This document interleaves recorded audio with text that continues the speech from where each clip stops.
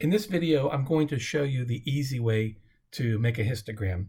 I'm going to make another video that shows you a slightly more involved method, and that basically allows you to have a little more control over the histogram, which the automatic command doesn't. Again, I'm going to use the F16 data, and I want to make a histogram of the number of accidents. And so I've colored this column here. You don't have to do that. I'm just going to click on the column, go to Insert, and you'll see the histogram tab right here. And I'm going to go ahead and I'm going to choose this histogram. And voila, there we go. You notice, however, that it's not a good histogram. So Excel has certain built-in rules that tell it how to devise the bin width and the starting point and all that stuff. And very often they're not optimal. Notice we only have 4 bins, and generally we like 6. So I want to kind of manipulate this a little bit. So the way we do this is I'm going to go down here and I'm going to double click.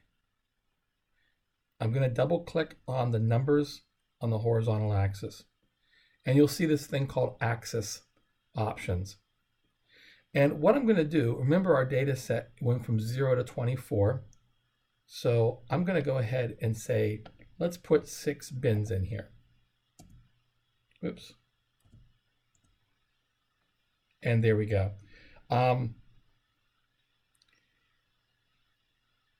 It's not doing a particularly good job because it's giving me numbers that are, oh, because it only goes up to 23. Let me make the bin width 4. Okay, this will work out a little better. I forgot the top value was not 24, it was 23. There we go. So I've changed the bin width to 4. Now we're guaranteed to have 6 bins, and you can see the plot looks a little better.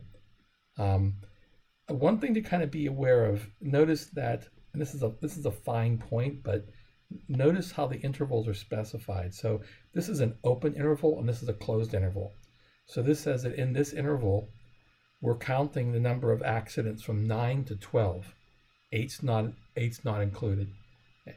And then you can go ahead, you can add a title. You can put I'm not sure if you can put a horizontal axis label here. Let me see. I think the horizontal axis is already taken up by the numbers. I'm pretty sure you can't.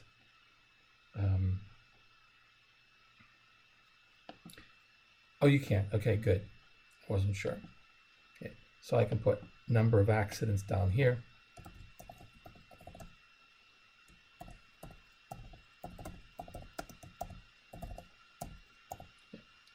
And I can put my chart title.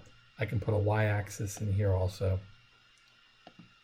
Maybe it's the y-axis that you can't insert. I thought one of them for some reason you could. Let's just try though. Okay, so primary vertical. Nope, I can't. All right, good.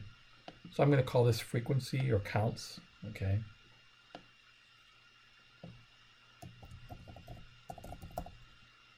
And again, you can change the size of these. If you click on the font and go back to home, you can make this bigger, make it look a little nicer. I can put in a chart title like before. So I might say, oops.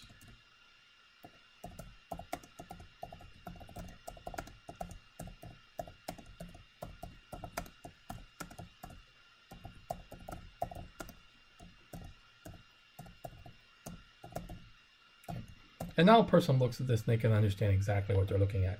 And you can kind of mess around with this. So there's ways that you can change the gap width. I usually don't do that. You can change the color. You can go back up to the design. You can make it look really, really nice and kind of play around with it a little bit.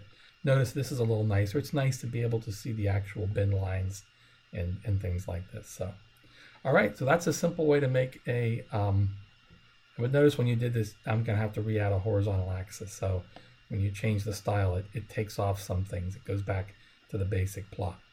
In any case, this is how you make a basic histogram in Excel.